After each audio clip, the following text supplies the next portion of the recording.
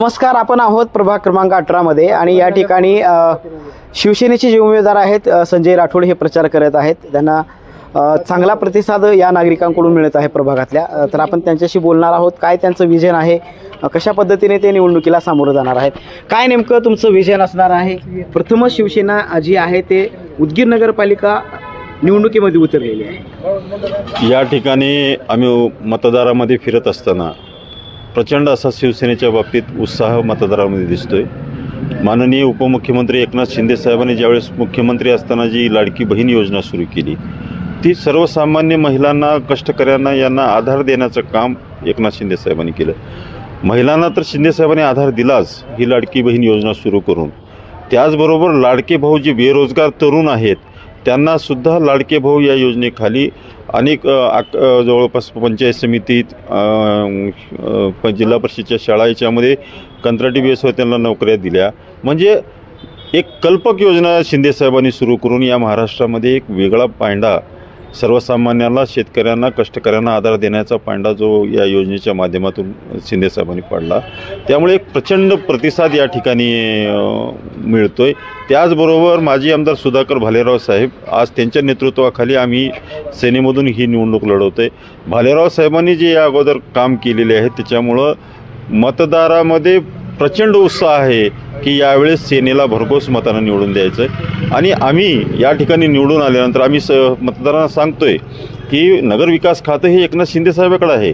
नगरपालिकेला जो काही फंड येतो तो शिंदे साहेबाच्या मंत्रालयातून येतो। त्यामुळं सेनेच्या उमेदवारांना जर तुम्ही निवडून दिलात तर वाढपी आमच्या घरचा राहणार आहे, आमचे नेते आहेत। त्यामुळं आम्ही अधिकचा फंड आणून या ठिकाणी या मतदारसंघाचा प्रचंड असा विकास करू। एक आयडियल, कल्पक, इतर प्रभागातील लोकांना, जिथं सेनेचे उमेदवार आहेत अशा इतर प्रभागातील लोकांना सुद्धा हे प्रभाग आमचे नाविन्यपूर्ण दिसतील पुढच्या 5 वर्षामध्ये, असा विकास करून दाखवा असा आम्ही जनतेसमोर जातोय। रस्ते, नाल्या, पाणी, रोड ह्या तर नागरी सुविधा आम्ही निश्चितपणे देऊ, पण आम्ही शिवसैनिक आहोत, आम्ही चळवळीतले कार्यकर्ते आहोत। आम्ही मतदाराच्या सुखादुखात आतापर्यंत नेहमी झालेलो आहोत, त्यांच्या वैयक्तिक अडचणीमध्ये सुद्धा आम्ही धावून गेलेले कार्यकर्ते आहोत। त्यामुळे नगरपालिकेच्या सोबत इतरही कुठल्याही कार्यालयाची या मतदाराची कामं असो ती सुद्धा शिवसैनिक या ठिकाणी करून देणार। आणि अशी या जाहीरनाम्यासोबत आम्ही मतदारांना सांगतोय की आम्ही सर्वसामान्य घरातले आहोत, तुमच्या घरातले आहोत। तुम्ही तुमच्या लेकराला निवडून द्या तर त्यांना व्यथा माहिती आहेत, आम्ही सर्वसामान्य असल्यामुळं आम्हाला व्यथा माहिती आहेत सर्वसामान्याच्या। अशाच लोकांना जर निवडून दिलात, तर कामाच्या लोकांना जर निवडून दिलात तरच कामाची गती वाढते। भांडवलदाराला तुम्ही या ठिकाणी आजपर्यंत निवडून दिलेलं आहे।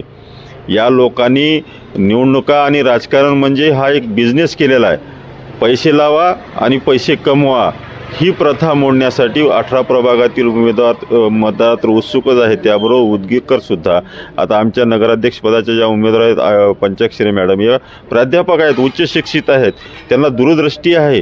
त्यामुळे अशा लोकांना निवडून देण्यासाठी आता उदगीरकर उत्साही झालेले आहेत।